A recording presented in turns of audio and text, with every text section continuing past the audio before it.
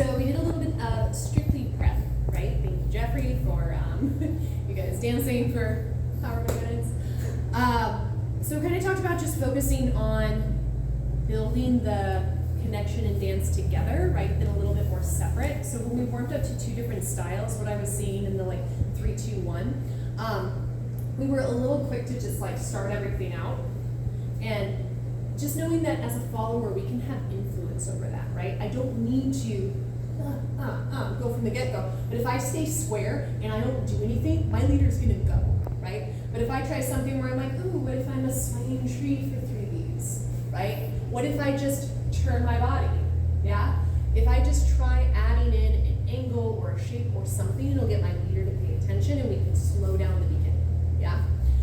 So that was one thing we talked about. The 3, 2, 1 has a lot of those little da-da-dum, da-da-dum musicality notes. So we talked about that we don't want those musicality things to be disruptive to the connection, yeah? Mm-hmm. So if I'm gonna do a shoulder thing, I don't wanna stop mid-pattern, stop to whatever pattern Jeffrey was leading and then shimmy from here, right?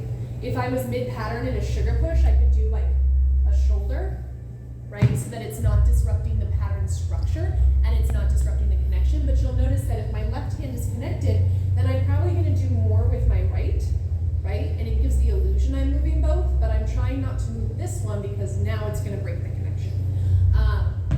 So that was one example that we talked about, and there was something else I feel like in the first song that we worked on. I'll come back to it.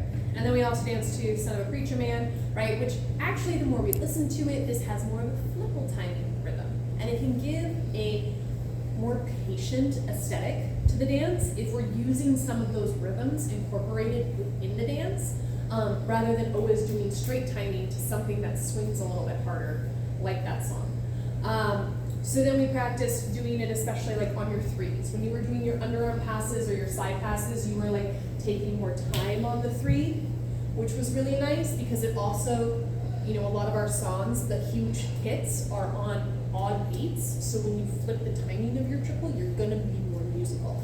And then, what else was I gonna say? The 5 and 6, you said I do it by myself. I need to do it with my partners more. 5, 6 stand, right? Yeah.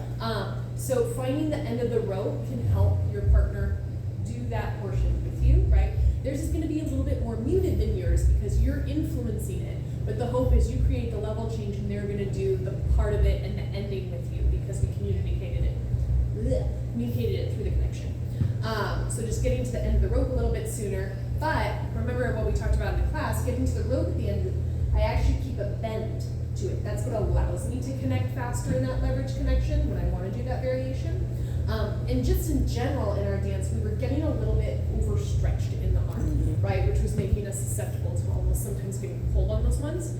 And especially when we have leaders that are a little bit newer and they're pulling us early, right? What I do is I leave more reserve in my arm so that as they pull me early, they're gonna pull their arm, but they're not gonna pull my body. And I'm still gonna have my breath and my settle, right? Okay. It won't be through the connection, but it'll still be there and it'll still give me a breath so I'm not getting pulled off my foot. So more arm and tank. There were a couple other instances. Oh, we talked about cutoffs, right? So anytime that you're getting led into a cutoff, just picking a little bit more specific intention there, right? Whether I want to add an angle, whether I actually want to release my side carriage. We kind of had a little bit of a couple things going on. So being more intentional there. Sometimes I can be really effective in a cutoff where